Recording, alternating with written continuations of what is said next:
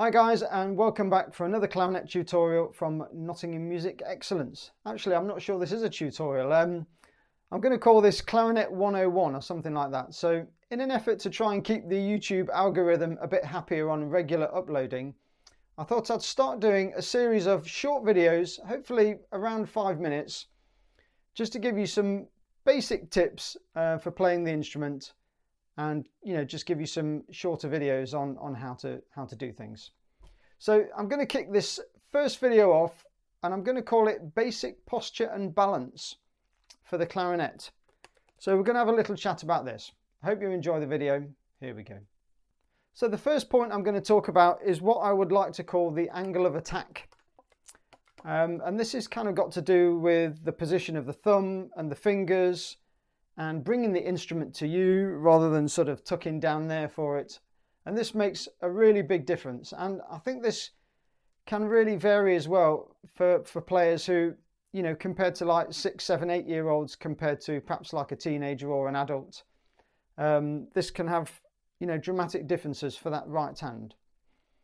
So my first point is, if you balance the instrument on this right hand thumb, so if I kind of do that, you'll notice that the balancing point, some instruments balance better than others, by the way, because this is obviously a more professional instrument and they do balance a bit nicer. But you'll notice the point at which my clarinet balances is actually the exact angle at which I'm supposed to play it at. The reason this position of the thumb rest is really critical. And of course, some thumb rests have got slight adjustment in order to just tweak that if you want to. But basically, if you're playing it at that angle, then okay, the thumb has got all the weight of the instrument, but that gives you a really good, really good start for producing the correct airflow through the instrument.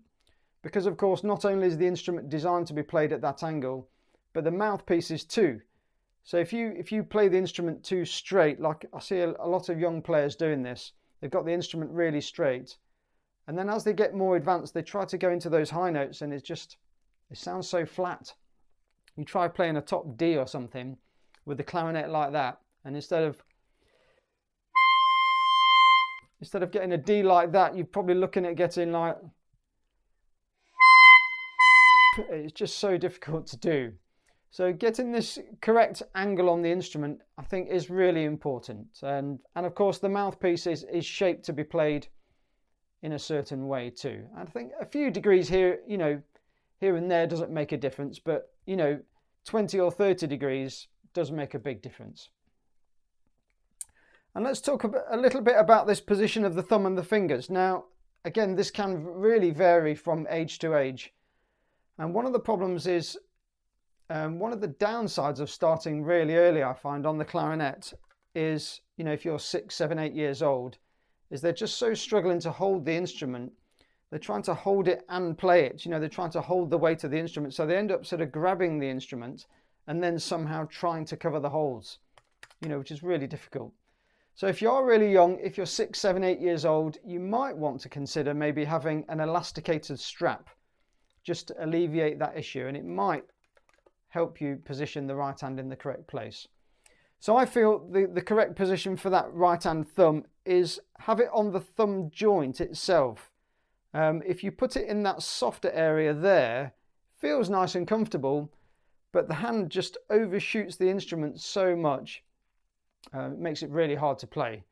So you've got to position that hand so that the fingers reach at finger length, and you've just got a nice little bit of curvature. Again, people with big hands, actually I teach some kids, they've got such big hands. If they're older people, it actually works against them, because the hand is so huge. So you want a nice, just a basic slight curvature of the fingers, so you've got a nice bit of freedom in those fingers. So ideally not one knuckle that's really bent, and then you've got, the other knuckle like bent the other way or something. You see that quite a lot as well in younger players. So just have a slight steady curvature on all the fingers. And also on that point, with the right hand just reaching the holes, just be careful. Now I see this as well on a lot of younger players, is that first finger is not hitting very flat. It's always kind of bent like that. And again, it stems to not having the correct kind of angle of attack with this right hand. So try not to let that first finger go twisted, because then it causes so many squeaky problems as you're trying to negotiate notes over the break. If you try and bend the finger, you can hear it's kind of working, but it's not so fluent. It's not sealing the hole as well. So just put that soft part of the finger nicely into the holes there to make it seal really well. So I think just to summarize on those points, just make sure you've got the clarinet coming to you at the right angle. Don't bend down to it like that with your arms tucked in. So I think a little bit of space here. Keep your arms a little bit away from you. Have a good angle of attack, and that will just help you get a really good airflow through the instrument.